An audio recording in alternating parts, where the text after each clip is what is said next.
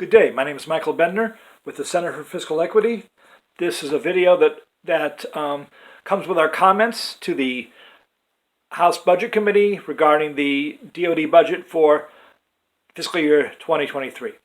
I come through this as a former Air Force financial management professional. That's what I did for just out of grad school in 1986 to date myself. I picked the Air Force because my dad was a test engineer contractor.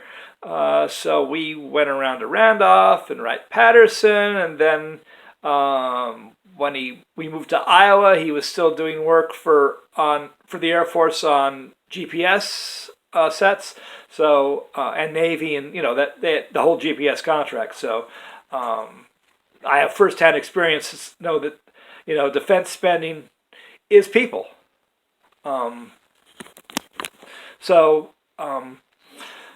Yes, both the national economy, local economies, and family economies depend upon it.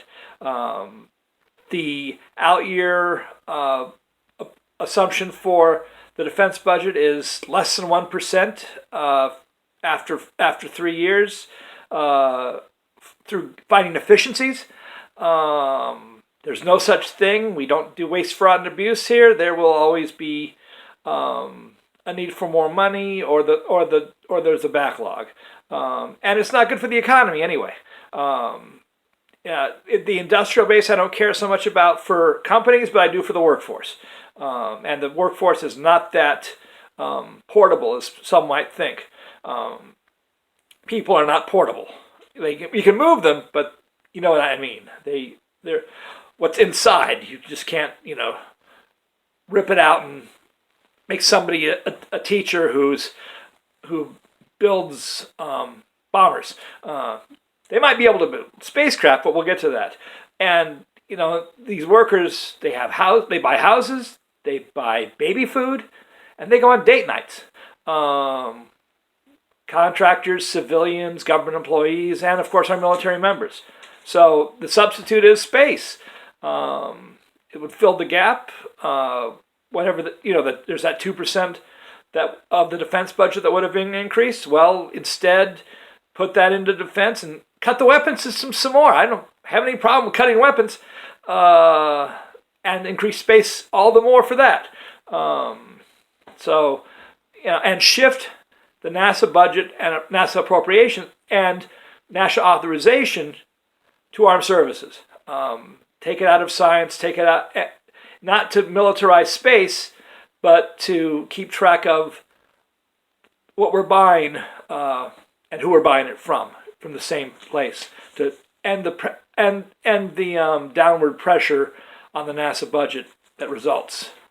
Now, what kind of NASA projects could we do? Well, you can do orbital crew tests of anti-gravity. You can use inflatable modules and adjustable trusses, and have it, inflatable passageways.